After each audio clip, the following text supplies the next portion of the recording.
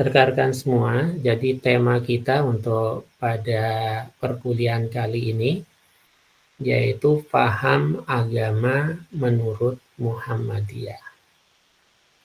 Kemarin sudah saya sampaikan bahwa ketika bicara tentang kemuhammadiyahan, berarti kita berbicara tentang 3 hal. Pertama, aspek yang sifatnya ideologis. Yang kedua, khitoh. Dan yang ketiga itu langkah-langkah strategis. Nah, itu tema secara keseluruhan yang terbagi dalam beberapa kelompok diskusi nanti.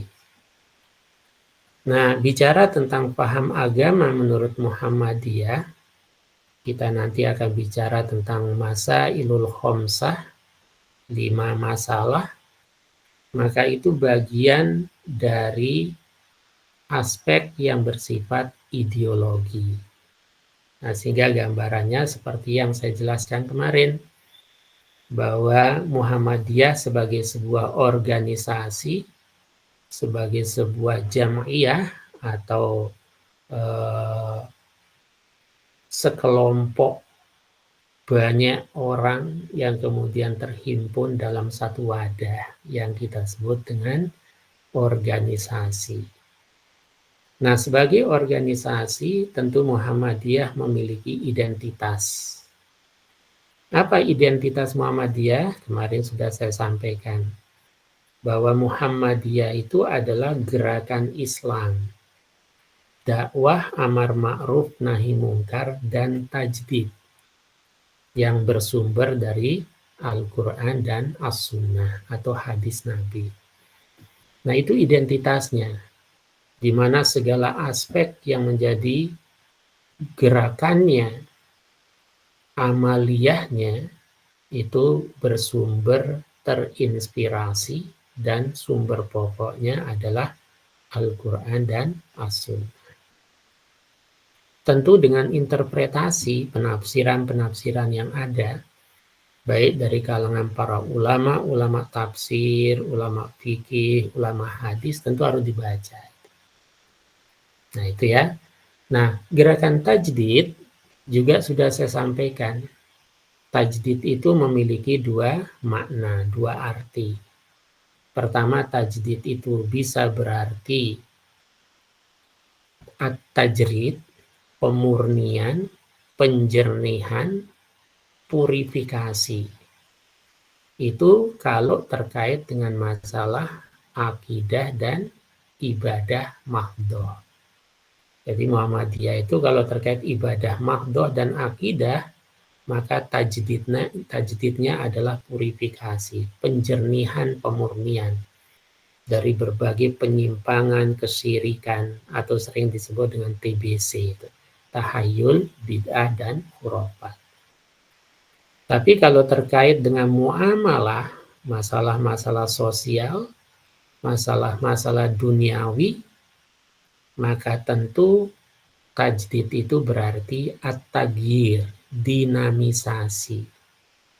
Ini kunci keberhasilan Muhammadiyah sehingga dikategorikan sebagai organisasi terbesar dan terkaya di dunia.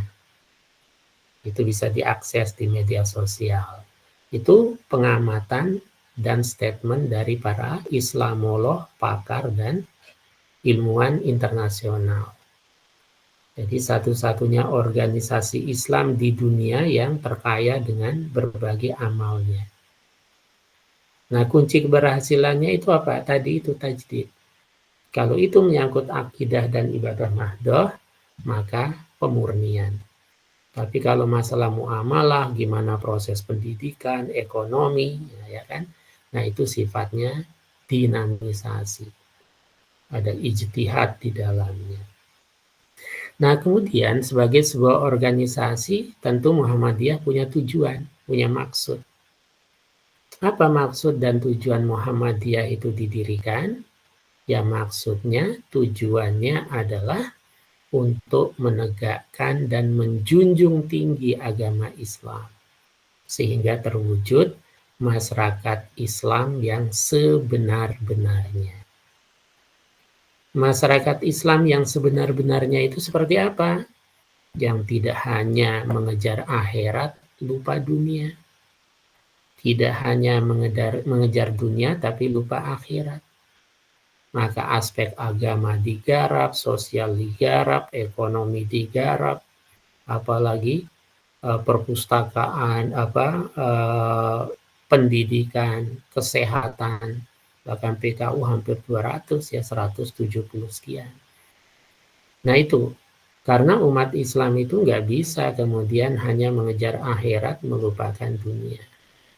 Kita tahu doa sapu jagat yang diajarkan oleh Quran, ya kan? Rabbana atina fid dunya hasanah wa fil akhirati hasanah. Jadi dunia kita sukses, akhirat pun juga sukses. Bahkan dalam Quran dikatakan, wabtagi fima atakallahu daral akhirah wa la tansa nasibaka minad dunya. Kita disuruh untuk mengejar akhirat, tapi jangan melupakan dunia kita. Nah, itulah inspirasi sehingga Muhammadiyah memiliki tujuan menegakkan agama Islam dengan sebenar-benarnya, serta mengajak, menjunjung tinggi, dan mewujudkan umat Islam yang sebenar-benarnya. Nah, karena itu usaha yang dilakukan konkret, baik itu usaha di masalah agama, masalah pendidikan, masalah sosial, ekonomi, kesehatan, di segala bidang kehidupan. Nah, karena itu Profesor Nakamura, Islamolog dan ilmuwan Jepang itu mengatakan Muhammadiyah itu multi wajah. Dalam Muhammadiyah ada wajah ekonominya, ada wajah sosialnya, ada wajah pendidikannya, ada wajah kesehatannya, dan seterusnya. Nah, ini kata kunci yang penting untuk dipahami. Tadi juga saya sampaikan bahwa ketika kita bicara tentang aspek ideologi dalam Muhammadiyah, yang salah satunya adalah Al-Masailul Khomsah yang sekarang kita bahas. Nah, Al-Masailul Khomsah, masalah 5, itu bagian dari start untuk memahami agama secara ideal, supaya orang jangan salah kaprah. Ada suatu yang mestinya itu rigid, difleksibelkan. Ada yang fleksibel, dirigidkan. Mestinya sholat itu ya harus sesuai dengan tuntunan, tapi dimodifikasi. Mestinya ekonomi itu bersifat dinamis, malah dirigidkan, harus begini. Nah, kan ada warga umat Islam yang seperti itu. Bahkan ada yang mengatakan haram hukumnya jual beli di mal. Ada kelompok-kelompok kecil. Kenapa? Karena akadnya tidak jelas, namanya swalayan. Dikiranya akad itu harus saklek, perkataan penjual dan pembeli dengan redaksi-redaksi tertentu. Nah, ini kan salah kaprah. Nah, karena itu penting kita memahami masalah 5 ini. Nah, ya, jadi Masailul Khomsah atau Al-Masailul Khomsah. Nah, Al-Masailul Khomsah ini pertama kali diinisiasi, digagas oleh seorang tokoh murid langsung dari Kiai Dahlan juga, As-Sabiqun al-Awwalun, generasi awal. Namanya Kiai Haji Mas Mansur dari Surabaya, Jawa Timur. Tokoh nasional yang banyak memiliki jasa, bahkan juga dikenal di dunia secara luas. Nah, beliau ini prihatin terhadap dinamika di masyarakat. Ada orang yang sangat saklek sekali, segala hal tidak boleh. Itu yang kita sebut puritan. Ada orang yang serba liberal, serba boleh. Sehingga tidak membedakan mana ibadah mahdhoh yang harus murni sesuai dengan tuntunannya. dan mana masalah muamalah yang kita bisa melakukan kreasi dan inovasi. Maka muncullah Masailul Khamsah. Apa yang 5 itu? Pertama, ma huwaddin, apa itu agama? Maksudnya apa itu agama Islam? Kalau ad-din ada alif lam mesti artinya dinul Islam. Inna dina indallahil Islam.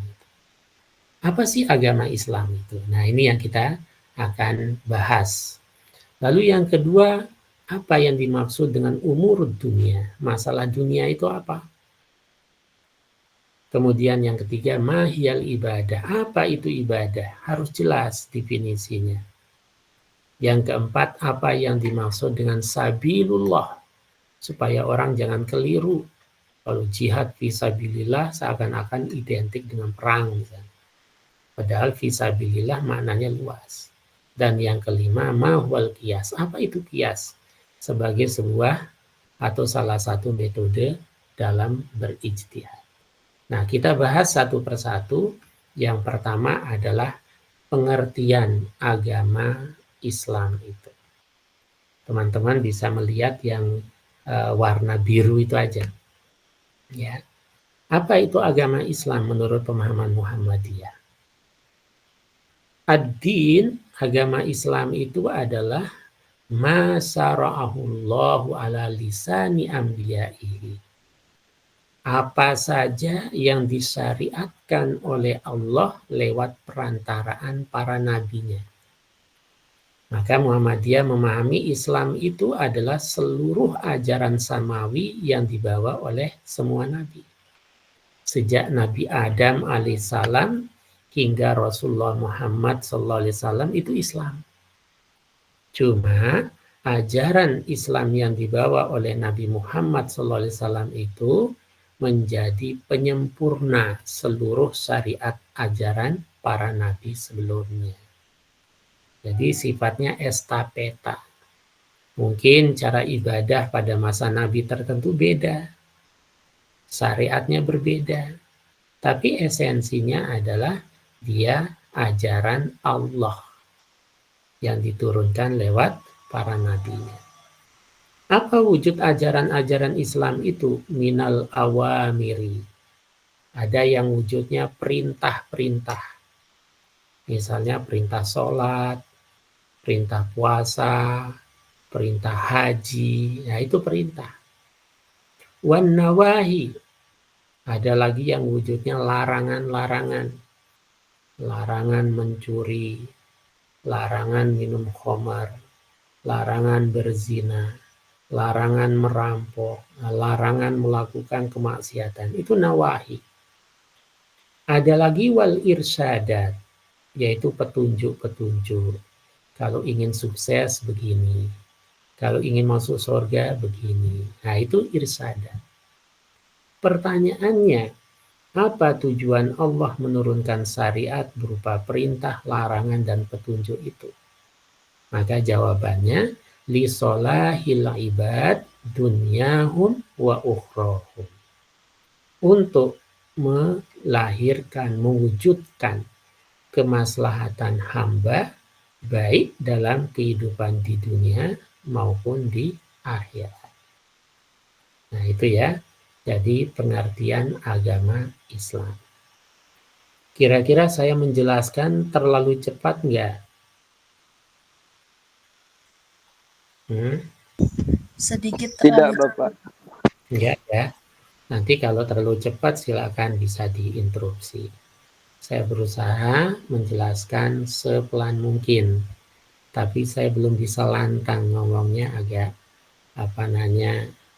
belum maksimal. Tapi mudah-mudahan jelas ya yang saya sampaikan. Yang kedua, perlu dikuasai, tolong dikuasai. Apa saja inti pokok ajaran Islam itu? Apa saja aspek-aspek dari ajaran Islam itu? Teorinya memang beragam. Tapi kita gunakan yang ini. Secara umum ada 4 isi pokok ajaran Islam. Tolong diingat ya. Secara umum ada 4 inti pokok ajaran Islam. Yang pertama, Islam itu bicara tentang akidah, aspek yang bersifat keimanan atau teologis, keyakinan. Maka kita mengenal istilah rukun iman yang 6 itu. Mulai dari percaya kepada Allah, para malaikatnya, kitab-kitabnya, para nabi, ya, percaya pada hari kiamat, dan percaya pada qada dan qadar. Itu akidah, keyakinan, teologi. Yang kedua, aspek ajaran Islam itu ibadah. Ya, ibadah. Nah, ibadah ini dalam Islam ada 2 macam. Ingat ya, ada 2 macam. Tolong diingat. Ibadah itu ada 2 macam. Yang pertama, apa yang disebut dengan ibadah khusus, ibadah khas, atau sering disebut dengan ibadah mahdhah. Jadi ada ibadah mahdhah. Dan yang kedua ada ibadah umum, ibadah am. Apa bedanya? Kalau ibadah khusus atau ibadah mahdhah itu adalah suatu jenis ibadah yang tata caranya, jumlahnya, bentuknya, waktunya itu sudah ditetapkan secara khusus oleh Allah dan Rasul-Nya. Hak prerogatif Allah dan Rasul-Nya. Seperti sholat. Kenapa sholat subuh 2 rakaat? Ya sudah, sami'na wa ata'na. Nggak boleh ditambah, nggak boleh dikurangi. Kenapa? Karena itu hak prerogatif. Ibadah mahdhah yang asasnya adalah ketertundukan dan kepatuhan. Sami'na wa ata'na. Yang kedua ada ibadah am, ibadah umum. Nah, ibadah umum ini artinya segala sesuatu yang diperbolehkan, segala sesuatu yang baik menurut agama, yang dikerjakan dengan niat untuk mencari ridho Allah, maka itu ibadah. Teman-teman sekarang sedang mengikuti kuliah. Niatnya ingin mendapatkan ilmu supaya paham agama, maka itu dicatat oleh Allah sebagai ibadah. Setiap langkah, putaran roda, mobil, motor yang digunakan dihitung sebagai pahala. Mungkin ada teman-teman tadi pagi habis sholat subuh jogging, jalan-jalan atau olahraga. Niatnya supaya sehat sehingga bisa menjalankan kewajibannya secara maksimal. Maka olahraganya itu disebut ibadah, berpahala. Nah, itulah esensi dari innamal a'malu binniyat. Segala perbuatan itu tergantung niatnya, sah tidak sahnya. Maka kalau ada yang olahraga niatnya cuma sehat, ya dia dapat kesehatan.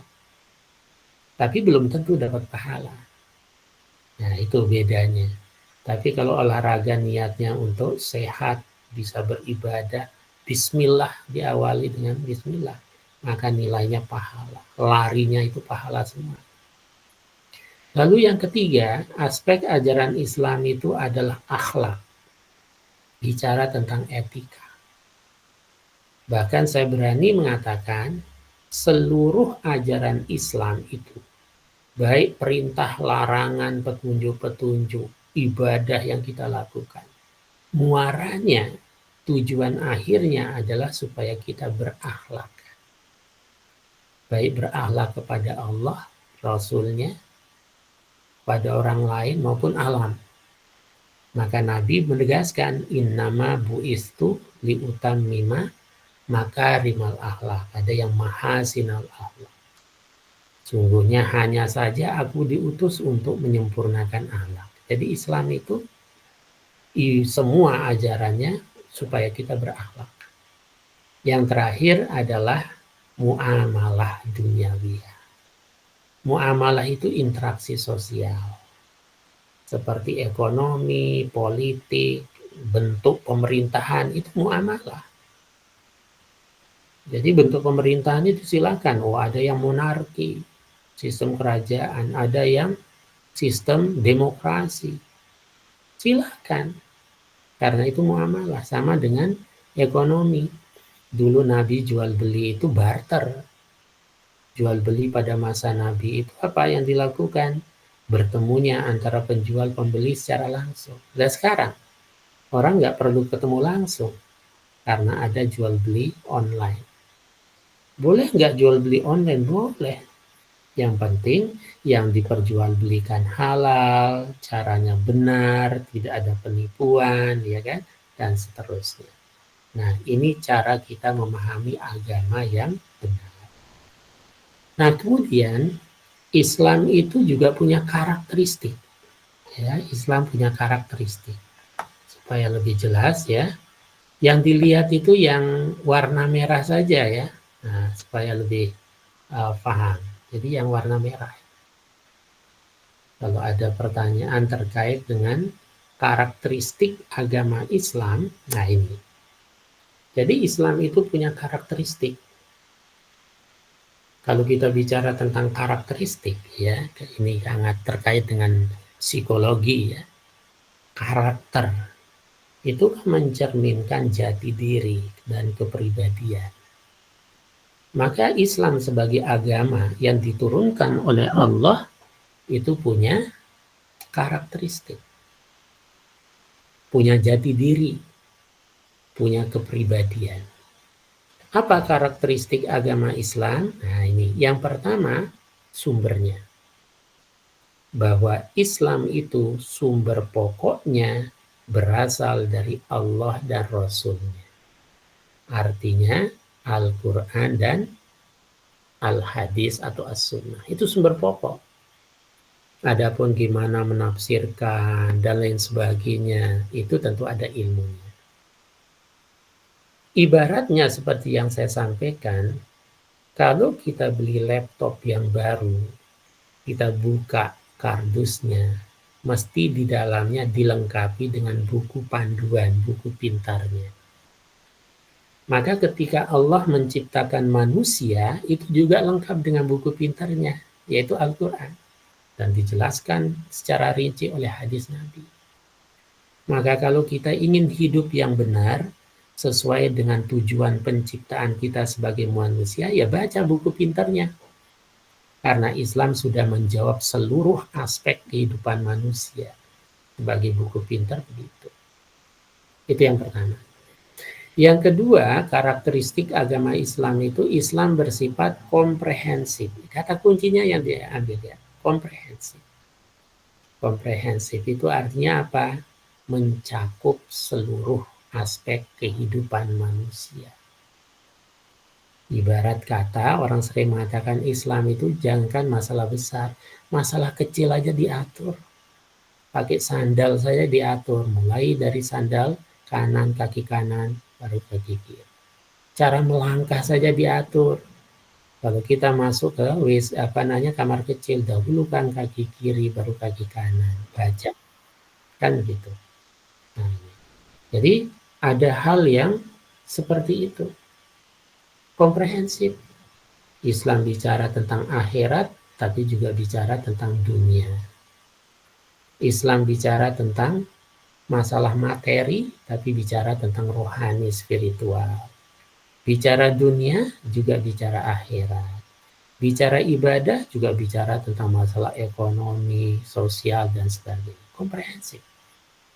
Yang ketiga, Islam itu bersifat universal. Universal itu artinya apa? Islam itu tidak hanya untuk bangsa Arab. Islam itu tidak hanya untuk komunitas di zaman tertentu. Tapi Islam itu rahmatan lil alamin, untuk semesta. Hingga hari kiamat nanti, untuk bangsa apapun. Beda dengan Yahudi Nasrani dulu, hanya untuk komunitas tertentu. Ya kan? Tapi kalau Islam yang dibawa oleh Rasulullah SAW untuk seluruh umat manusia.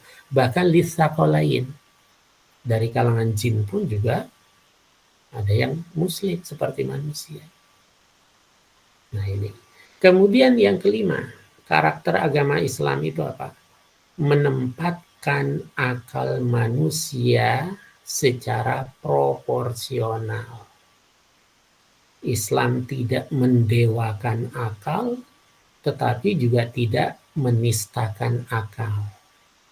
Bahkan dalam Quran banyak kita diperintahkan untuk mendayagunakan akal pikiran. Diakhiri biasanya ayatnya liulin nuha, liulil albab, la'allahum yatafakkarun, la'allakum tatafakkarun, dan sebagainya. Kita ditantang untuk berpikir. Tapi objek yang kita pikirkan apa? Silahkan, yaitu ciptaan Allah. Gak usah berpikir tentang Allah seperti apa, gimana. Itu akal kita terbatas. Jangankan kita berpikir tentang Allah yang maha gaib, kita berpikir tentang ruh kita yang setiap saat bersama kita saja nggak bisa. Ya kan? Maka di situ dijelaskan dalam hadis, tafakkaru fil khalqi. Berpikirlah kamu tentang makhluk ciptaan Allah, alam semesta ini, diriset silakan. Wala tafakkaru fil khaliq, tapi jangan berpikir tentang sang pencipta.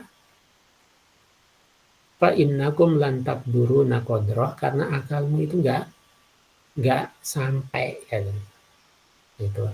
Sepintar-pintar manusia itu dia punya keterbatasan. Nah, kemudian yang keenam, karakter agama Islam itu apa? Dia dihadirkan menjadi rahmatan lil alamin. Rahmat. Menebarkan cinta kasih. Bahkan agama kita sejahtera. Maka kalau ada orang Islam kok kerjaannya membuat keonaran, maka dia bukan muslim. Yang ketujuh apa? Berorientasi masa depan. Jadi kita beragama nggak hanya untuk dunia, tapi hingga akhirat. Ya, ayatnya banyak, hadisnya bicara tentang itu. Bahkan diantaranya wal tanzur nafsun ma qaddamat lighad, hendaknya menatap masa lalunya untuk proyeksi masa depannya. Masa depannya bahkan hingga hari kiamat. Kita apakah surga atau neraka itu target betul masa depan. Jadi orang Islam itu tidak berpikir jangka pendek. Sebab banyak kan yang berpoya-poya kemudian menganggap seakan-akan di dunia ini udah selamanya. Sehingga ada moto di kalangan orang-orang yang liberal, anak-anak liberal mengatakan apa? Masa muda, poya-poya, masa tua, kaya raya, mati, masuk surga. Emangnya surga milik mbahnya kok? Kok bisa diraih dengan poya-poya? Enggak bisa, kan gitu. Nah, kemudian yang terakhir, bahwa Islam itu karakternya apa? Mengajak kita bertanggung jawab. Islam menjanjikan surga bagi orang yang beriman, neraka bagi orang yang kufur, pahala bagi orang yang soleh, ya kan? Dosa bagi orang yang maksiat. Nah, itu artinya apa? Kita diajak menjadi orang yang bertanggung jawab. Bahkan dalam Quran dikatakan faman syaa'a falyu'min wa man syaa'a falyakfur. Yang mau kafir silakan, yang mau beriman silakan, kata Allah. Tapi ingat, siap-siap dengan tanggung jawabnya. Kalau milih muslim maka akan surga. Nah, memilih menjadi kufur maka akan neraka. Jadi kita diajak bertanggung jawab. Lanjut. Nah, itu yang kaitannya dengan apa itu agama. Nah, karena itu Muhammadiyah sebagai organisasi Islam, karakter Muhammadiyah dalam beragama itu bagaimana? Selalu merujuk kepada Al-Quran dan As-Sunnah dengan pemahaman-pemahaman yang benar sebagaimana yang disampaikan oleh para ulama-ulama yang memiliki otoritas. Jadi bukan baca Quran langsung diamalkan, diterjemahkan, ya tentu dipahami sesuai dengan ilmunya, ilmu tafsirnya para mufassir. Sama seperti fikih. Hanya saja Muhammadiyah itu tidak mengekamkan diri, tidak fanatik, hanya ikut mazhab A, tidak mau bina, itu bedanya. Kalau Muhammadiyah itu mana yang kuat dalilnya, yang terkuat itu yang diambil. Ya, tidak hanya menurut mazhab tertentu saja, yang lain nggak boleh, enggak gitu. Kalau Muhammadiyah. Nah, sumbernya dalam beragama Muhammadiyah itu seperti ini. Sumber pokoknya Quran dan hadis, tapi ada sumber-sumber sekundernya. Kalau di kalangan ulama usul fikih kan sering menyebut Quran, hadis, ijma, qiyas, ya kan? Tapi ya ada lagi saduz zari'ah, urf, istishab, qiyas, maslahah, mursalah, ya, jadi macam-macam. Biar nggak bingung, saya cukupkan sampai di situ dulu, yaitu sumber pokoknya Quran dan Sunnah. Nah, baru yang kedua, kita selesaikan masalah limanya. Apa yang dimaksud dengan masalah dunia? Nah, ini yang kedua, mahwa dunia. Yang dimaksud dengan masalah dunia itu adalah masalah-masalah yang dimana manusia diberikan kewenangan untuk berijtihad, melakukan inovasi, tidak rigid sifatnya. Misalnya apa? Gimana cara kita belajar menuntut ilmu? Maka Nabi tidak diutus untuk mengatakan cara menuntut ilmu begini. Selain ini salah, enggak. Maka Kiai Dahlan dulu di saat umat Islam itu sorogan, belajar dengan sangat tradisional, maka Kiai Dahlan melakukan pembaruan dengan model klasikal. Nah, sekarang dulu ditolak, sekarang diterima oleh semua orang. Dari pesantren apapun mesti ada kelas-kelasnya, itu klasikal. Kalau dulu enggak. Atau misalnya kita bercocok tanam, gimana caranya? Nabi bersabda, antum a'lamu bi umuri dunyakum.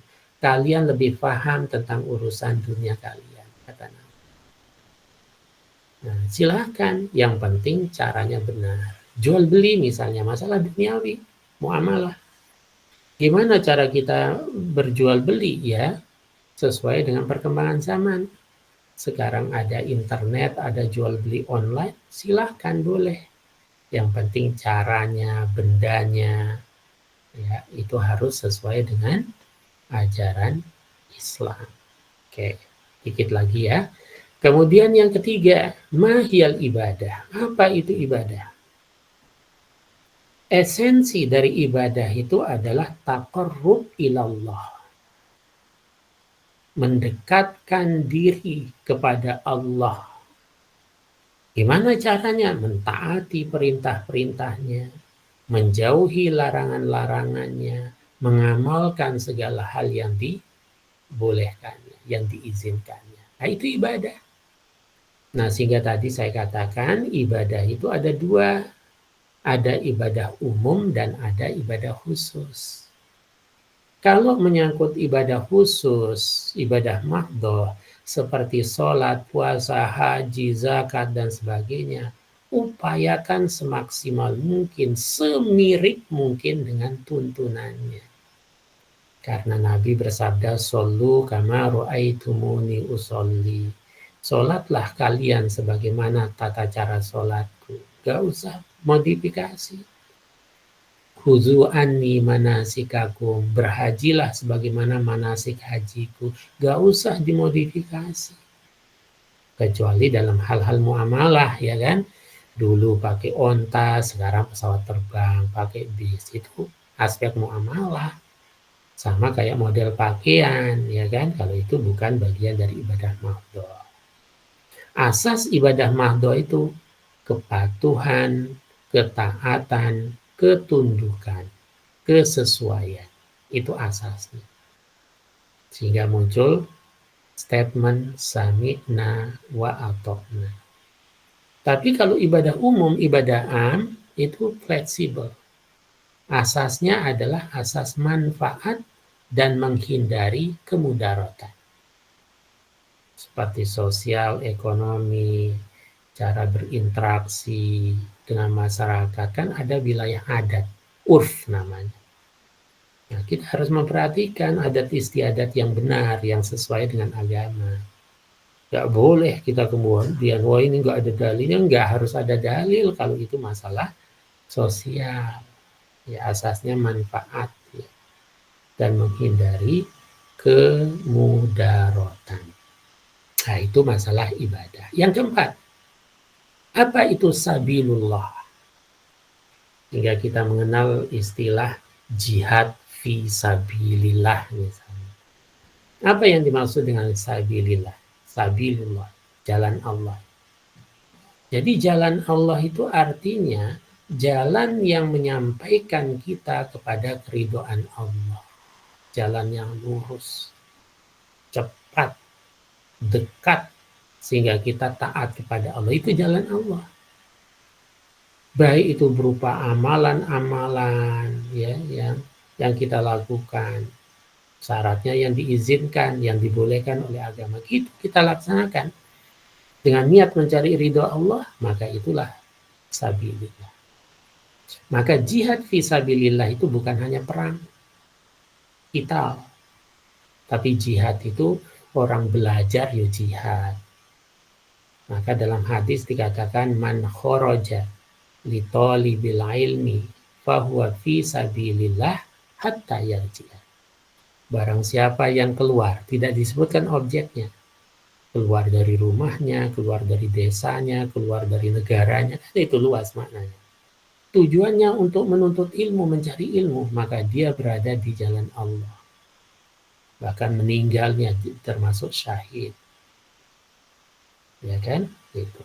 Orang tua kita, bapak ibu kita kerja, cari nafkah buat anaknya, buat istrinya, buat keluarganya. Maka itu jihad. Asal yang dicari itu yang halal dan caranya benar.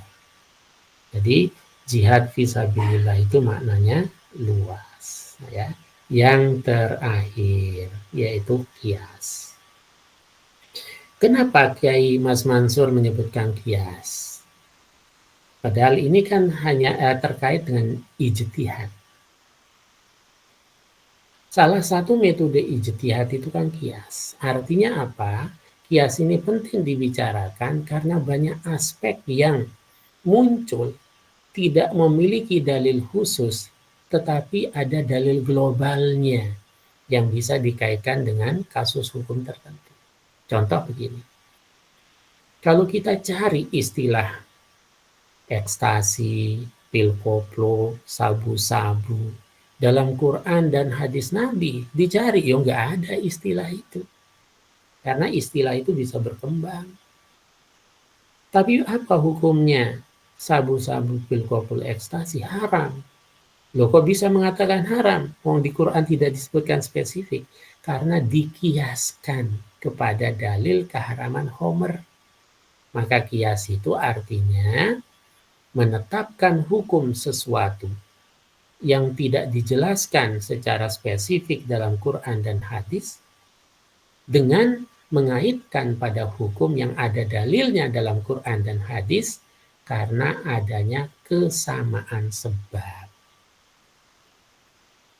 Orang mengkonsumsi ekstasi ternyata bisa mabuk, bisa akal pikirannya tidak berfungsi secara normal, sama berarti dengan Homer. Nah, itu namanya kias.